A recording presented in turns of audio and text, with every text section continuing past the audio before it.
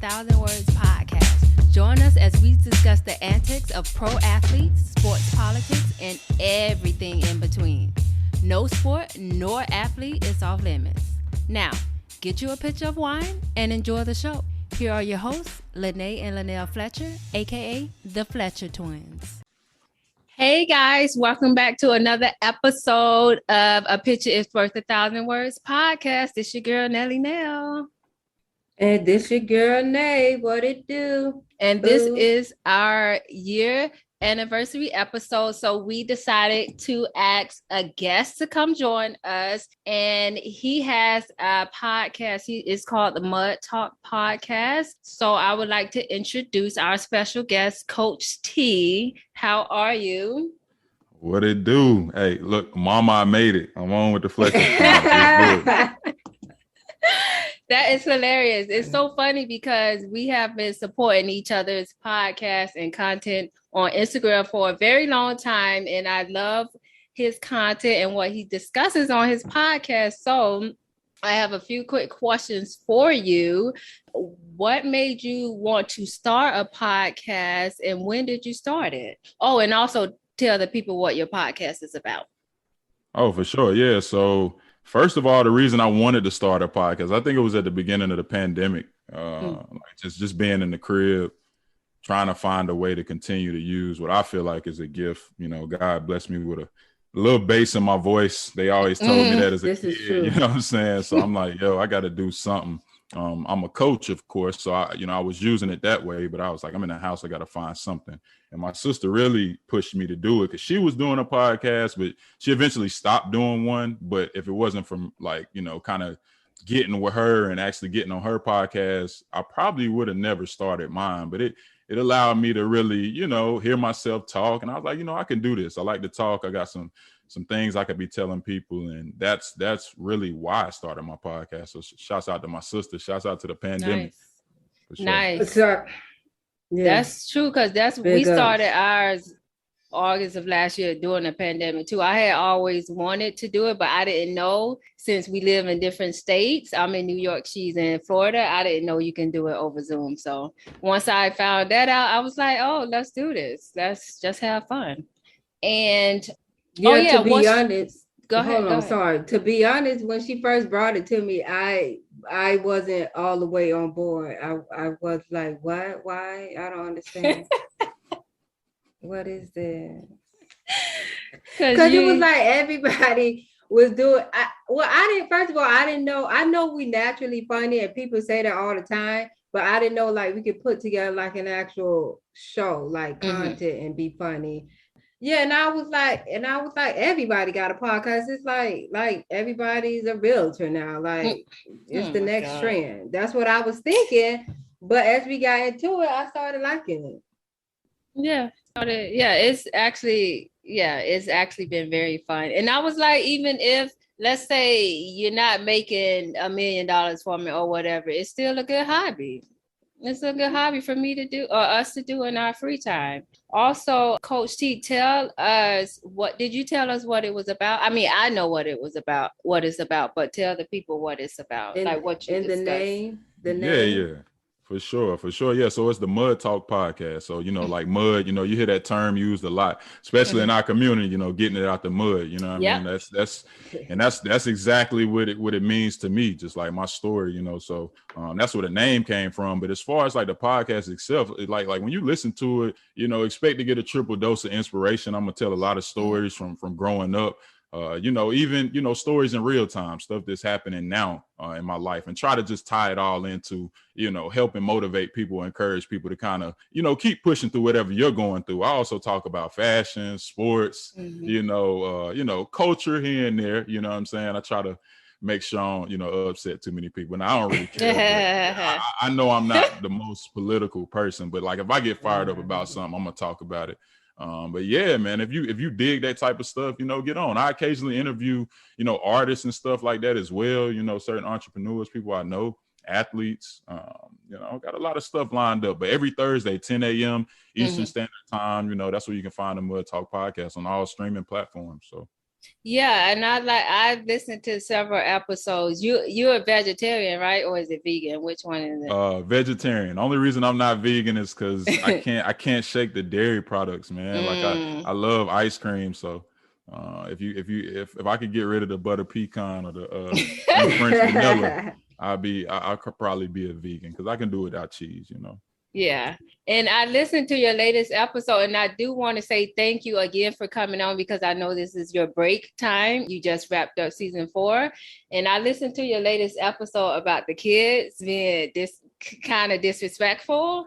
And I was like, oh God, I don't have them now, but I know what you mean. Because if I remember when I was a little kid, I would get knocked out. Like we were scared of our parents, but these kids now, are they not scared of nobody? Man, knowledge is power. Knowledge is power. These kids, they know things that even if we knew those things when we were younger, we wouldn't dare. You know what I'm saying? Like try to throw it out there. But yeah, man, that's a real interesting episode. I'm still, you know, if you got any tips, I know the other twin is a parent. You know, Lay.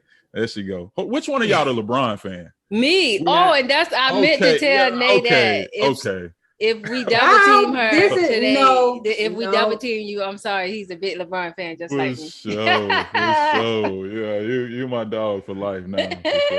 Yeah, but do you know she broke the pact though? Oh my God! So she's not loyal. She's disloyal. She's unloyal. That's loyal. That's not a word. Anyway, she talking about a pact we made right before LeBron came to the league. So you know. He was in high school and he had all the hype around him, right? Yeah. And me and my sister, we don't like to follow crowds. Like we like to do our own thing. So we made a pact that we would never root for him and cheer for him or be a fan. And I thought my contract was over with that pact because for the first 3 years of his career, I did not like him. But afterwards, like, how can you not? I didn't know it was in perpetuity. I didn't know it was for life. I didn't know. But how can you not like LeBron? Like, come on. Right. No. So I'm not saying hate him because I'm not a LeBron hater. I'm just not a fan. I was asking you not to be a fan. We go for the underdogs. You went for the top dog. Okay? There's a difference. Anyway, that's a nice segue to our first question. Let's talk about sports. So, Coach T, what are your thoughts on the NBA free agency so far? Who were the winners and who were the losers in the NBA free agency? Wow, winners and losers. Right now, I would have to say, and I guess I am a bit biased because I'm a LeBron fan. I'm not a Lakers fan. I'm a LeBron fan. So I'm rooting for LeBron, right? And if I was to look at just the body of work, right? what they did this offseason. I think they did a great job of replacing the pieces that they lost with better pieces. They've gotten more scoring, more 3-point shooting. I think the Lakers, to me, may be the winner. Yeah, it's only one. Yeah. The Lakers may be the winner, and the loser. And I know this may sound crazy because a lot of people think they had a big offseason too. Would be Chicago. Like, I'm not really sure what they're doing with what they did. Like, as far as getting DeMar DeRozan. They in Lonzo Ball. They got like, what is that about? Like, y'all just drafted Kobe White. Shouts out to the Tar Heels. That's my squad. But, why after 2 years of Kobe White, who to me has played really well, why would you go and get Lonzo to play point guard? Like, when you have a young point guard, and then DeMar DeRozan is who he is. Like, he's not, I don't care where you put him. I mean, he can't shoot threes and he don't give you like 18 a game. And it's, I don't know. I don't know about what Chicago did. I'm not really a fan of it. Like, it may get them to the playoffs, but it's definitely like not going to make them a championship contender. They're not even going to contend in the East, like for Eastern Conference crown. So I would say Chicago definitely, to me, would be the biggest loser so far. Okay, my winner, of course, is the Lakers. Sorry, Nate. Of course, is the Lakers with the Westbrook trade. But my biggest loser is Dennis Schroeder, who went to the Celtics for that 1 year, $5.9 million, after he rejected $84 million with the Lakers. So that's my loser. And the Heat got Kyle Lowry, so that was kind of cool also. So I put them. Well, first I want to shout out Kobe because today's his birthday. So Happy birthday, Kobe. But I'm not a Laker or LeBron James fan, but I am a Westbrook fan. So I think he's the winner in that whole deal. Because I think I don't think he would have won without certain going people on a big team. Because he's so good. Yeah, because he's so good and he deserves to be a winner. Okay, so I'm happy for that. And my other winner is, I don't have any loser, but my other winner is Portland for the coach. I think with that coach, Chauncey, go ahead. Go ahead, because I was going to ask a follow-up question about the Trailblazers. Yeah, so I think with Chauncey Billups as the coach, I think they actually can get past the second round. Oh, okay, maybe that. I was going to ask Coach T, because I think you're a Dame fan also. Do you think Dame is going to stay with the Trailblazers the entire season this year? Yeah, I think he's definitely going to be there. Like, especially after Milwaukee won the championship. Like, he might not admit that may have changed his decision, like making process. But when a small market team wins it with a superstar, well, honestly, none of us thought that would ever happen. I personally thought Giannis should have left the Bucks last year when he had the opportunity instead of signing that extension. I think it was last year. Dame seems to be like old school loyal. Like I don't see him leaving Portland, even if it results in him never winning a championship or even getting close to winning one. So I don't see it happen. Yeah, I don't think the coach is going to change anything though, just because they still have the same players. Like, you know what I'm saying? Like, and you in the West, like Dame is a dog. Like, I think he needs to go and play like with somebody that's like him. Like, he needs more dogs around him. Yeah, I do want him to win with Portland, because like by now people are saying he'll never do it with Portland. He'll never do it with Portland. So I want him to win. But I won't be surprised if he left, because I never thought Tom would leave the Patriots. And look at him. He done left and got a Super Bowl. So, yeah. I'm not talking about Tom. Anyway, what are y'all thoughts on the NBA keeping the play-in tournament? Because it was only supposed to be for the bubble and then for that COVID season, but they keeping it going. Do you think it's for money? Or what is it for? Why are they doing this? Because if I got the number 8 seed and I'm supposed to be in the playoffs, now I got to play 2 more games? And what if they beat me? That's not fair. Then you don't belong there. But we can let Coach T answer that question first. But I have something to say afterwards. For sure, yeah. I like it. I think Adam Silver does a great job of like just staying relevant. You get what I'm saying? Like, the old commissioner, David Stern, I don't think that he would have done that. Like, if he was still the commissioner today, and we know the situation and everything, but if he was still the commissioner today, I don't think he would have been, up to something like that. I think Adam Silver understands that ratings are important. You want to, pull people in. Like, we like the NCAA tournament for a reason, because things are unpredictable, and they need that in the NBA. We want to see teams that nobody expected to win have a chance to win, especially coming from me. I'm a Hornets fan. My city, small market. Like, we might mess around being a play-in every year. You know what I'm saying? At least I know we got a chance. You feel me? Like, Thank you. Yeah. I personally like it. Like, I think it gives some of these younger teams, not only some playoff experience, but just an opportunity. So I like it for that reason. I like it too, only because I'm a Dame Dollar fan, and Portland always on the brink between getting in. Yeah, they always on the cusp of getting in and getting kicked out. So this gives them a chance to get in there. So I'm all for it if Portland gonna be in there for sure. As long as the Lakers or the team with LeBron on it, we just need the top spot. I don't need to be worried about playing an extra 2 games. Okay, like I was this year. No, but I think next year, I don't know if we discussing our predictions for NBA, but I think Brooklyn gonna take it next year. Although I'm gonna be rooting for Portland, but I think Brooklyn gonna get it. What did you guys watch the KD Draymond interview on Chips?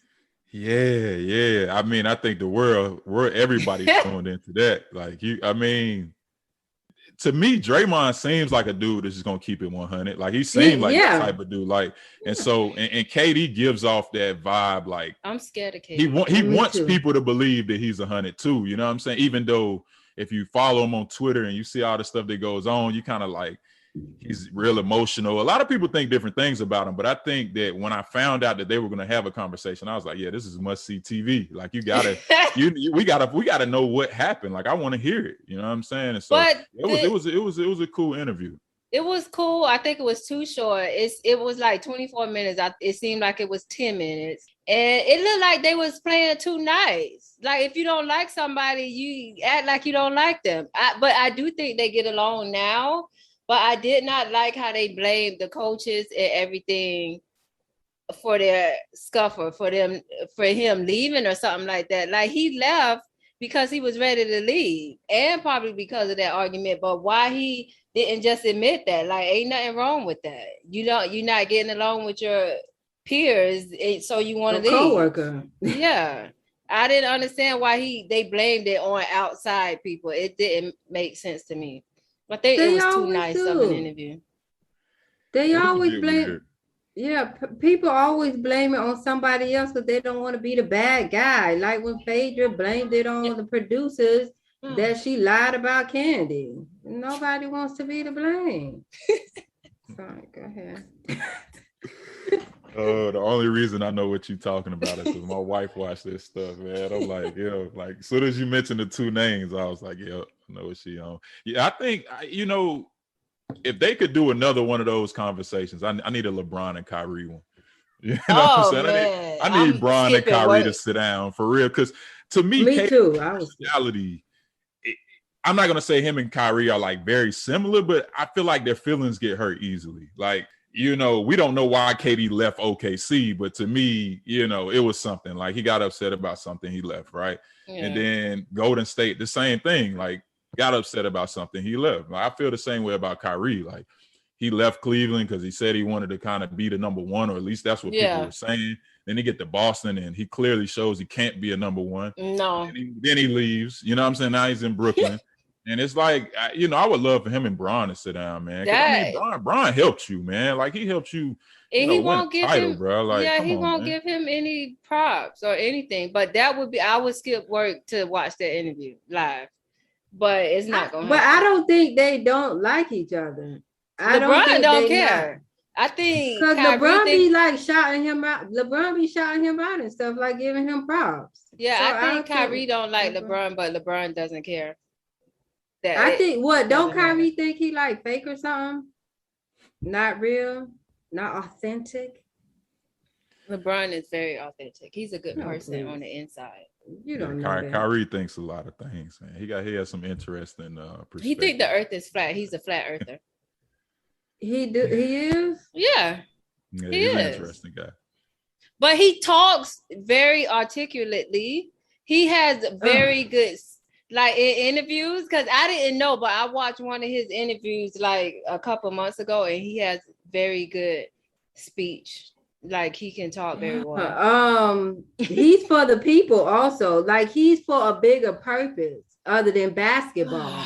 Okay, he about that life outside of the NBA. Okay, he's in these streets. Okay, he's getting his hands dirty. Okay, he's not getting manicures and pedicures like LeBron. Okay, what are you talking about?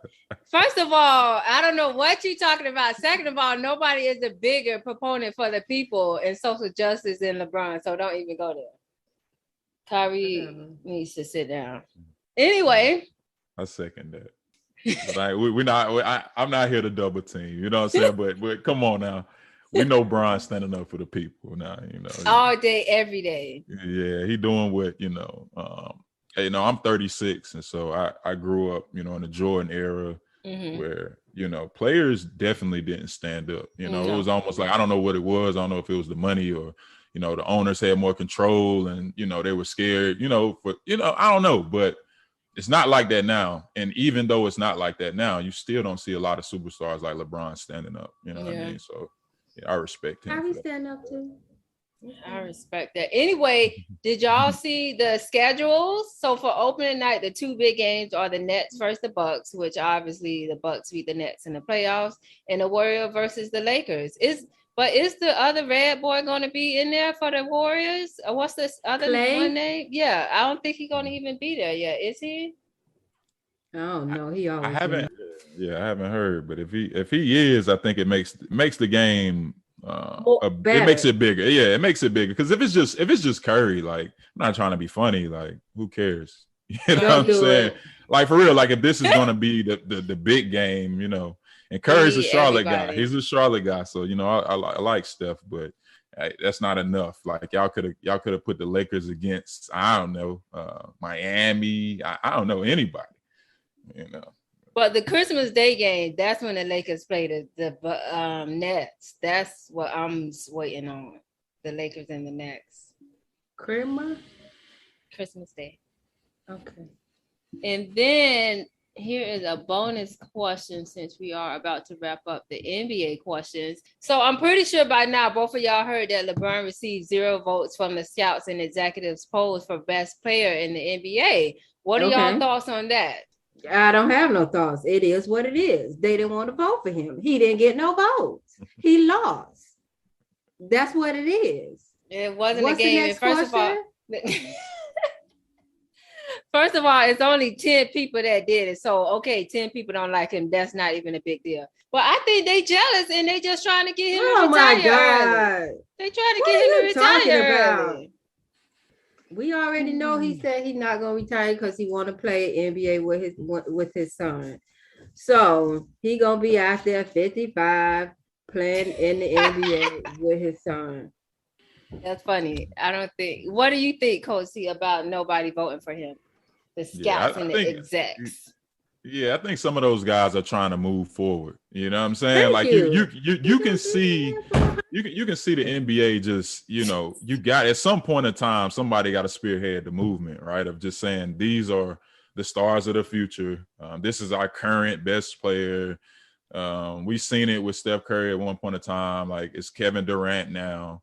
And I just think it's more of a marketing thing. Like if you ask me, they definitely respect LeBron. Like you can't say like, I mean, if you hoop or you watch the game or you're a fan of the game, no way you're going to say LeBron's not on the top 3 best players still in the game. Correct. That's just, correct. But there always comes a time where you have to move on. You need to do something else, sir.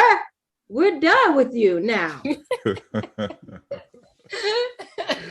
Whatever. He got about 1 or 2 more rings to get and then he'll be done. Okay. For sure, 1 or 2. Anyway, let's go to NFL. I don't know if y'all been watching any of the preseason games. I don't care for them, but I was happy to see that Tim Tebow got cut. Did y'all see this block that he did on somebody that was the worst block in NFL history, and then 2 days later he got cut? So wait, first didn't he came back as a quarterback, a tight end, and so he got cut from that, which was unfair anyway. Everybody said that was BS that the man even let him come back as a tight end. You never played this position. Why are you on this field? But you got Colin Kaepernick can't get a job for nothing as a quarterback. This is crazy, and I'm happy he got cut. Oh my God. Yeah, based on his play, he deserved to get cut. Like you know, I didn't watch the game. But everybody's seen the block. The block scene around the attempted block. The attempted block. It definitely wasn't a block. I think I could have did that. 165 pounds, I could have just whiffed on somebody like that. But it's just crazy. It was pretty bad. You can't teach somebody how to be a tight end in a few months, sir. This is the NFL. This isn't college. It's not Pee Wee. This is the NFL. And he better be happy that wasn't an actual game because they would have knocked him out. He should have been scared to come back as a tight end. It's not Pop Warner? No, it's not. It's not Pee Wee. It's not. And also, that's funny. Did y'all hear T.O. say he still want to play and he still can play? And he think he got one team interested. I believe T.O. still can play. I don't know what he's been doing his off season, but I think him and Randy Moss can come back. Sir T.O. and Randy Moss is 105 years my. old, and we don't need to see them on the field. Ain't nobody trying to see that. I would go. Just because you in shape don't mean you can play football at the highest level. Remember that. Just because you got a body yada yada doesn't mean you can play football and run them routes. Okay, I don't like it. Yeah, as long as it reminds me of when Jerry Rice played. At the end of his career, like Jerry Rice used to always do those crazy workouts. Like the workouts he did in the offseason was like legendary. Mm-hmm. But like when he got on the field, especially at the end, it was like he really looked old. You know what I'm saying? Like, when you're against all of these young guys that they all running fast and jumping high and everybody's strong, you're gonna get exposed. You know what I'm saying? Yeah, you're gonna get exposed. You can't hang there's with no them. way around. There's no way around it. No way around it. But yeah, cannot hang with them. There is. I'm sorry to tell you, there is a time frame, sir, and yours is up. The only reason time is your boy Brian. Can you tell that to Brian? No, because that's different. You know what I'm saying? You don't get hit like you do in football. Basketball is a different sport. You don't get hit like that. It's not contact like that. Basketball definitely. Yeah, Brian got a few more years. You got about 2 more. You got about 2 more. Yeah, and how many? Okay, so how many more years Tom got? He's in football.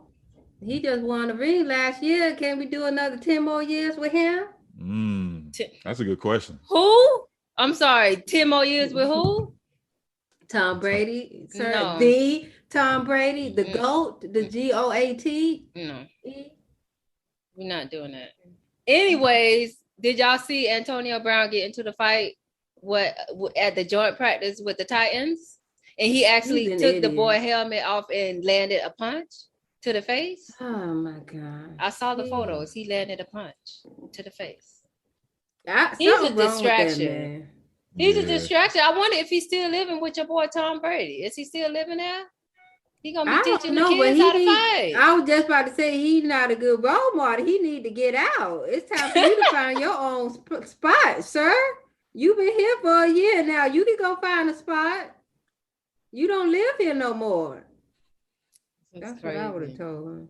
Yeah, I think it may be over for him though. You know what I'm saying? Like he seems to not be able to get out his own way. You know what I'm saying? So like, I mean, I feel like when you're that talented, if you want to make a comeback and like you want to be serious about it, you will be and you can be, but he's not. Just mentally, I think he's in a different spot. Like he ain't gonna be able to play football at a high level no more. I just don't see it. I don't know. He better be lucky he on that team with Tom Brady. He might get another ring.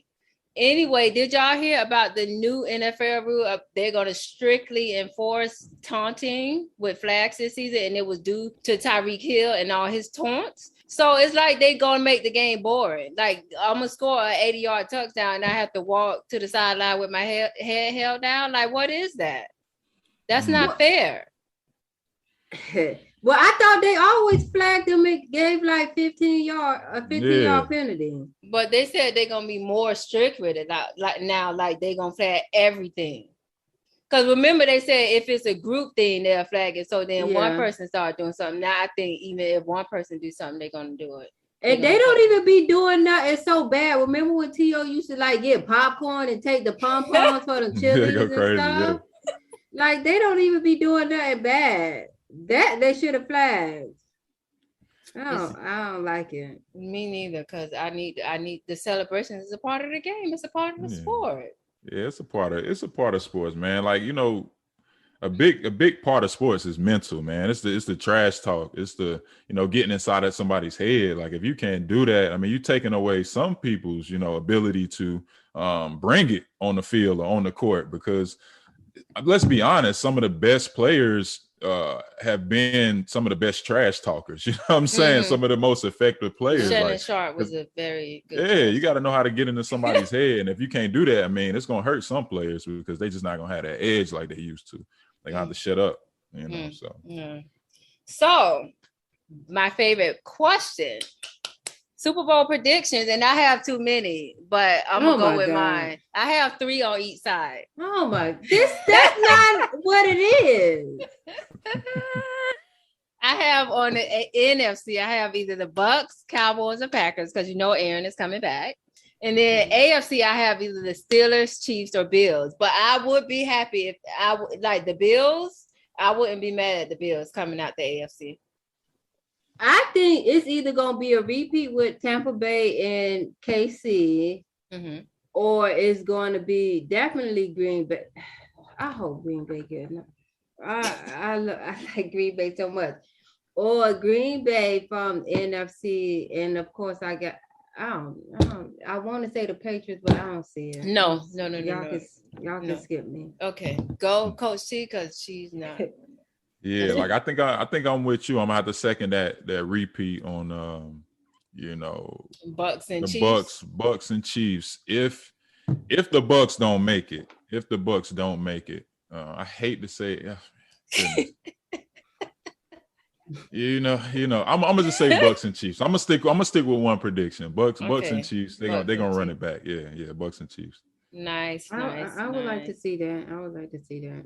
Yeah, I ain't mentioning the home team. We trash. I ain't even. Oh yeah, Panthers, because you're in North Carolina, right? All right. Yeah, Nell used to like the Panthers when I really did. Steve Jake Smith DeLong, was on there. Steve Smith, Julius Peppers. When they had that really great defense too, I really liked them. Yeah.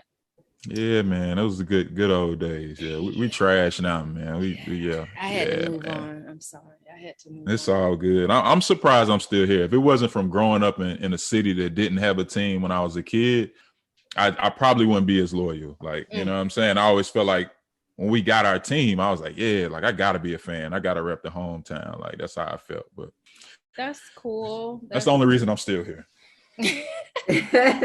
That's funny. Okay, now it's time for our highlight of the week.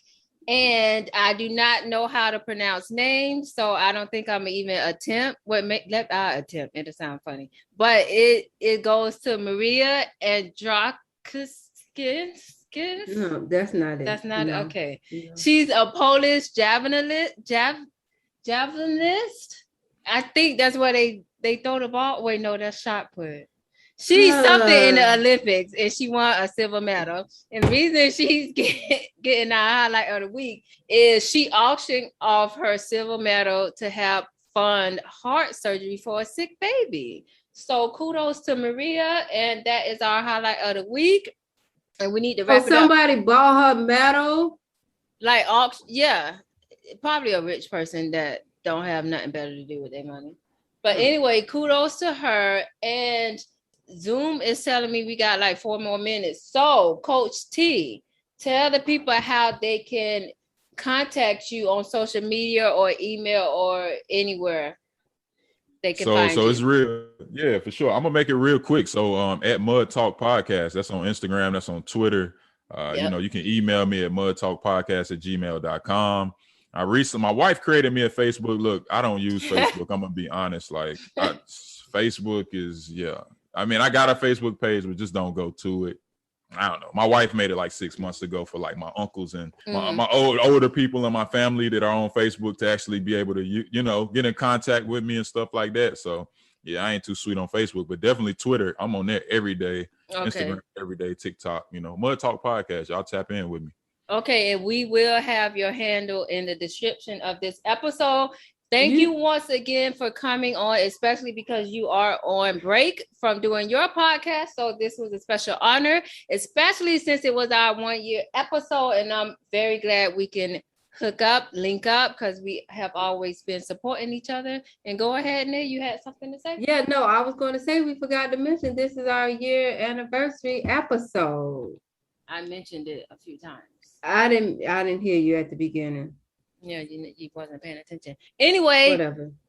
Thanks again to Coach T, and please subscribe and listen to all our episodes and comment, do all that good stuff. Also, we do have new theme music this year, so tell us what you think about our theme music. Thank you. And our new logo also. Oh, yeah, our new logo. We just posted it today. We got a lot of love for that, so thanks as well. And thanks again to Coach T. Bye-bye. Bye. Hey y'all, thanks for tuning in to this week's episode of A Picture is Worth 1,000 Words with yours truly, the Fletcher Twins. Make sure you join us every week and rate, comment, share, and subscribe. Don't forget to hit up our email at podcast.1000words@gmail.com with any questions or topics you'd like to hear us cover. Also, check us out on IG at the Fletcher Twins and Facebook at A Picture is Worth 1,000 Words.